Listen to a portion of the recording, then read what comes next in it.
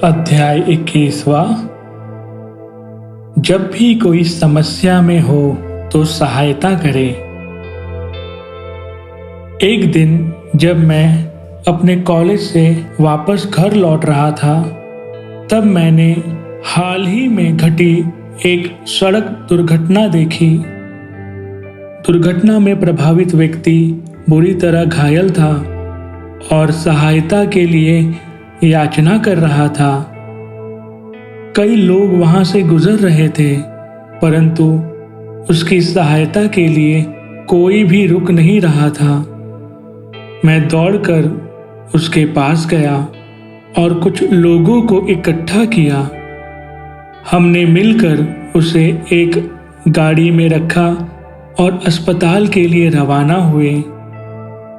वह व्यक्ति होश में था। रास्ते में मैंने उसका एड्रेस लिया और उसके परिवार से संपर्क करके दुर्घटना के बारे में सूचित किया। अस्पताल में उसे ऑपरेशन थिएटर में ले गए। उसके परिवार के सदस्यों ने आते ही मुझे धन्यवाद दिया और आशीर्वाद भी दिया। जैसे ही मैं अस्पताल से निकला, मुझे मेरे एक मित्र का फोन आया।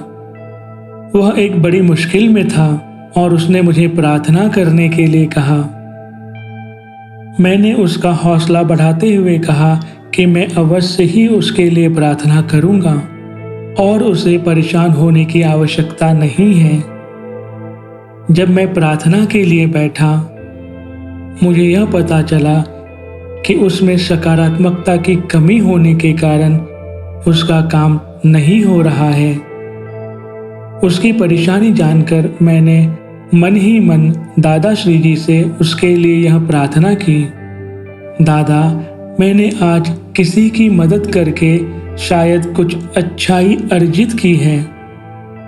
यदि संभव है तो इस अच्छाई को मेरे मित्र के लिए उपयोग करें। उसे इसकी आवश्यकता है।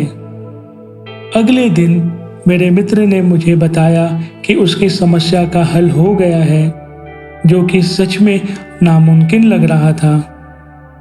मैंने अपने हृदय में दादा श्री जी को धन्यवाद अर्पित किया। उसी दिन मुझे दादा श्री जी से मिलने का अवसर मिला। हैरानी की बात यह थी कि दादा श्री जी बहुत गंभीर और चुप थे। मैं सोच रहा था कि दादा श्री जी ऐसा क्यों हैं।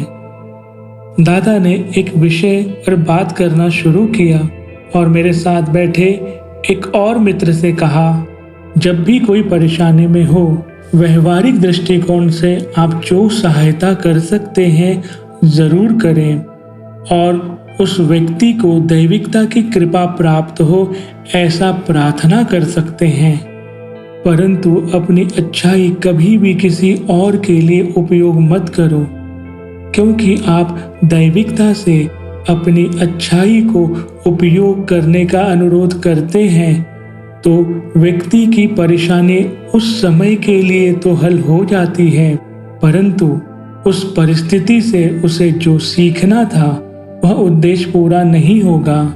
इस तरह की सहायता असल में उसकी उन्नति के मार्ग में एक बाधा बन जाएगी। मैं उसी वक्त समझ गया कि दादा श्री जी मेरे द्वारा किए गए कार्य के वजह से गंभीर और चुप हैं। मैंने उनसे उसी समय क्षमा मांगी। मैं समझ गया कि ऐसी परेशानी की परिस्थिति में हमें दैविकता से उस व्यक्ति के लिए कृपा की प्रार्थना करनी है और यथासंभव जो हम व्यवहारिक दृष्टिकोण से सहायता कर सकते हैं वो करें, किंतु अपनी अच्छाई, अपनी सकारात्मकता ना दें। दैविकता यह निर्णय लेगी कि उस व्यक्ति की सहायता किस तरह से करनी है। अब मुझे यह समझ आया कि मैंने दादा श्री जी से अपने मित्र की परेशानी को हल करने की प्रार्थना करके भूल की थी। जब एक सच्चा भक्त दैविकता से प्रार्थना करता है तो वह अवश्य ही पूर्ण होता है।